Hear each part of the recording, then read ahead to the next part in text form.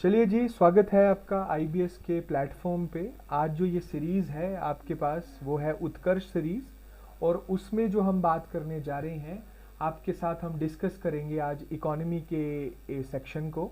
और इकोनॉमी के सेक्शंस में हम बातें करेंगे आपके साथ, कुछ पीवाईक्यू डिस्कस करेंगे, और फर्स्ट चैप्टर का जो नाम होगा उसको बोलेंगे हम लोग, that is your characteristics of Indian economy. तो इंडियन इकोनॉमी से रिलेटेड ये सीरीज़ रहेगी, जहां पर हम एसएससी, सीजीएल, सीएसएल और सीपीओस के पेपर को जनरली आपके साथ टॉपिक के साथ डिस्कशंस पे लेके आएंगे। तो पहले थोड़ा सा हम आईबीएस के बारे में डिस्कस कर लेते हैं। बच्चों, हमारा नाम institute for banking and SSC services है, और हम पिछले 19 साल से आप लोगों को बैंक और एसएससी की जो कोचिंग है वो प्रोवाइड करते हैं। हमारे पास बहुत सारे बैंक और एसएससी के स्पेसिफिक बैच चलते हैं, जैसे कि अगर हम एसएससी की बात करें तो एसएससी सीजीएल है, सीएसएल है और सीपीयूज हैं। ये सारे बैचेस जो रहेंगे ये ऑफलाइन और ऑनलाइन बैचेस रहते हैं, जो कि आपके हाइब्रिड मोड में के अंदर भी चलते हैं, जिसमें आपके पास हम comprehensive study material, pan India test series और साथ में आपको पर्सनल मेंटरशिप भी अवेलेबल रहती है। आईबीएस जो है पिछले 19 सालों से बैंक और एसएससी में एक रिनोन्ड नेम है। तो अगर आप लोग भी ग्रेजुएट हैं और अगर आप सेंट्रल गवर्नमेंट्स के एग्ज़ाम्स देना चाहते हैं, तो चाहे वो आईबीपीएस के पेपर हैं, चाहे वो आपके पास एसएससी के पेपर हैं, उसके लिए आप आईबीएस के साथ जुड़ सकते हैं। और इन्हीं शब्दों के साथ मैं अगला टॉपिक जो भी हमारा टॉपिक है उसको हम स्टार्ट करने जा रहे हैं। तो पहले हम बात करते हैं, इकोनॉमिक्स का टॉपिक है, और जो हमारे सामने फर्स्ट क्वेश्चन है वो ये है, which economist is correctly associated with the welfare definition of economics. तो अगर हम बात करते हैं तो इसमें जो इकोनॉमिक्स की जो वेलफेयर के अकॉर्डिंग जो डेफिनेशन दी थी, that was given by the Alfred Marshall. Marshall ही थे जिन्होंने नेशनल इनकम के बारे में भी बहुत अच्छे से डिफाइन किया था, और एज वेल एज भारत में इकोनॉमिक स्ट्रक्चर्स को कि इनकम कैसे कैलकुलेट की जा सकती है उसके बारे में भी बताया था। तो हमारे पास 4 ऑप्शन थी, एडम स्मिथ था, एल्फ्रेड मार्शल थे, लियोन रॉबिन्स थे और जेएम केन्स थे। तो उसमें जो वेलफेयर डेफिनेशन कि economics is basically an a welfare term, that was given by Alfred Marshall. जो दूसरा क्वेश्चन है हम लोगों के पास वो है, which sector of the economy is primarily concern with the extraction of the natural resources. See, अगर हम नेचुरल रिसोर्सेज की बात करते हैं तो आप सभी को पता होगा, नेचुरल रिसोर्सेज वो रिसोर्सेज होते हैं जो कि बेसिकली धरती से, या जो हमारी धरती जो उपज पैदा करती है उसको हम लोग नेचुरल रिसोर्सेज बोलते हैं। तो नेचुरल रिसोर्सेज में हमारे पास वो सब कंपोनेंट आ जाते हैं जो कि रिलेटेड होते हैं एग्रीकल्चर से, या फिर माइनिंग से, या तो लैंड से। तो अगर हम इसमें बात करें तो ऐसे सारे सेक्टर्स को हम लोग जनरली प्राइमरी सेक्टर से डिनोट करते हैं।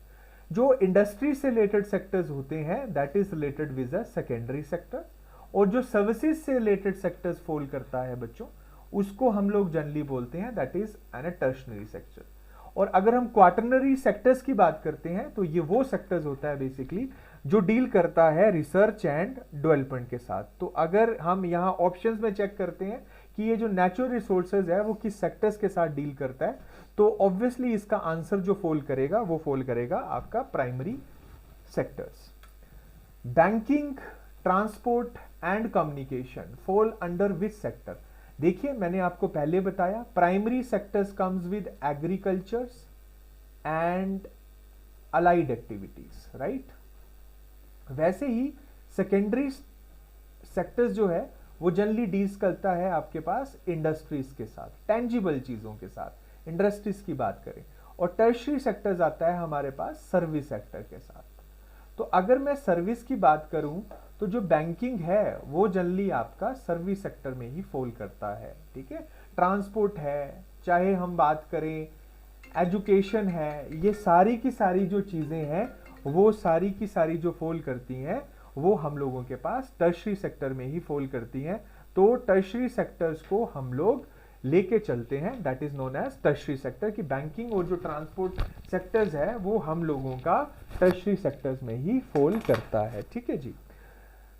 चौथे क्वेश्चन की ओर बढ़ते हैं। Which type of jobs are generally associated with the tertiary sectors. देखिए, अब अगर हम जॉब्स की बात करें, टर्शरी सेक्टर्स की बात करते हैं, तो आप लोगों को पता होगा कि टर्शरी सेक्टर्स में हम लोगों के पास जो एरिया फॉल कर रहा है वो फॉल कर रहा है that is banking, right, then education, right. तो इन सारे सेक्टर्स को जनरली हम लोग जनरली हम लोग जो लेके चलते हैं that is basically a white collar jobs, क्योंकि इसमें सैलरीज अच्छी मिलती हैं, चीजें अच्छी होती हैं। तो इन सारे सेक्टर्स को हम वाइट कॉलर जॉब बोलते हैं कि इस सेक्टर्स में अल्टीमेटली आप लोगों को फैसिलिटीज अवेलेबल हो जाती है, किसकी, जॉब्स काफ़ी अच्छी होती है और आपको सोशल सिक्योरिटीज़ के साथ साथ समाज में भी आपको काफ़ी अच्छी जो है वो इज्जत दी जाती है। तो these sectors are basically known as the white collar jobs. Fifth, in a capitalistic economy prices are mainly determined by government, market forces, planning commission और आरबीआई। देखिए बच्चों, हम लोगों के पास जो इकोनॉमी होती है वो जनरली तीन तरह की फॉल करती है। फर्स्ट इकोनॉमी जो होती है that is known as your socialist economy. जो पहली इकोनॉमी है उसको हम बोलते हैं सोशलिस्ट इकोनॉमी। जो हम लोगों के पास सेकंड इकोनॉमी फॉल करती है that is your capitalistic economy, capitalistic economy रहती है। एंड जो थर्ड इकोनॉमी हमारे पास फॉल करती है हम उसको बोलते हैं that is a mixed economy, right, that is known as the mixed economy. तो अगर हम बात करें कैपिटलिस्टिक सोशलिस्ट इकोनॉमी वो होती है जिसको जनरली गवर्नमेंट रूल करती है और गवर्नमेंट बोलती है कि गवर्नमेंट इज बेसिकली है ना सोशल वेलफेयर स्टेट। तो उसका गवर्नमेंट का एक ही काम होता है कि उन्होंने लोगों को बेनिफिट्स देने हैं, लोगों को उन्होंने स्कीम्स देनी है। तो वो प्रॉफिट की ओर बिल्कुल भी ध्यान नहीं देती है। कि दूसरी इकोनॉमी होती है कैपिटलिस्टिक इकोनॉमी, जैसे कि हम बात करते हैं अमेरिकन इकोनॉमी। ये इकोनॉमी प्रॉफिट मोटिव पे चलती है। कैपिटलिस्टिक इकोनॉमी का एक ही मोटो होता है टू मेक प्रॉफिट। तो जहां प्रॉफिट की बात आएगी तो वो जो इकोनॉमी है, जो कैपिटलिस्टिक इकोनॉमी है, वो प्रॉफिट बनाएगी अपनी मार्केट फोर्सेस के अकॉर्डिंग, कि जिस तरह से मार्केट होगी, मार्केट में जिस चीज की डिमांड होगी उसको वो एक्वायर करने की कोशिश करेगी और चाहेगी कि उससे वो सिंपली वे में प्रॉफिट को मेक कर सके। तो यहां पर हमें क्वेश्चन था कि in a capitalistic economy prices are mainly determined by, so government के साथ इसको लिंक नहीं किया जा सकता है। प्लानिंग कमीशन प्लान करता है प्रॉपर वेलफेयर के लिए, तो ये भी हमारा आंसर नहीं होगा। और आरबीआई जो है वो बेसिकली इकोनॉमी में मॉनेटरी पॉलिसीज को बनाने का काम करती है। तो इनमें से ना आरबीआई आंसर फॉल हुआ हमारा, ना कि हमारे पास प्लानिंग कमीशन फॉल हुआ, ना कि गवर्नमेंट फॉल हुआ। तो सो ऑब्वियसली मार्केट फोर्सेस हैं जो कि डिसाइड करती हैं कैपिटलिस्टिक इकोनॉमी की सही दिशा।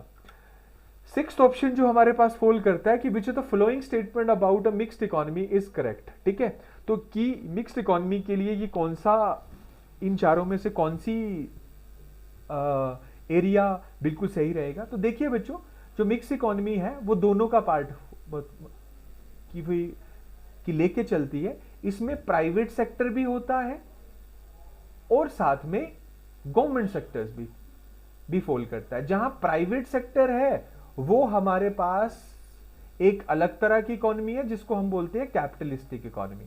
जहां अकेला गवर्नमेंट सेक्टर ही इन्वॉल्व होता है that economy is known as a socialist economy.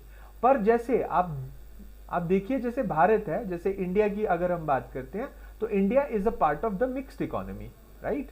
तो मिक्स्ड इकोनॉमी में क्या रहता है, दोनों गवर्नमेंट सेक्टर्स भी प्लस प्राइवेट सेक्टर्स भी मिलकर वेलफेयर के प्रोग्राम चलाते हैं या कोई भी इकोनॉमी में पार्टिसिपेशन करते हैं। तो these kinds of economies are known as basically a mixed economy. तो अगर हम इन तीन ऑप्शंस में देखते हैं तो हमारे पास जो सही ऑप्शन फॉल करता है वो है both public and the private sectors operators दोनों इसमें पार्टिसिपेट करते हैं। नेक्स्ट, सातवां क्वेश्चन हमारी जो स्क्रीन पे है वो ये है कि open economy is one which deals with there is no government control. नहीं जी, ये सही नहीं। there is no trade with other country, there is a free flow of goods and service, only exports are allowed। सो बच्चों सही जो answer इसका फोल करता है वो ये है कि there is a free flow of the goods and services in a open economy. See अब अगर हम यहां पर भी इकोनॉमी देखते हैं तो हम लोगों के पास यहां पर भी तीन तरह की इकोनॉमी फॉल करती है।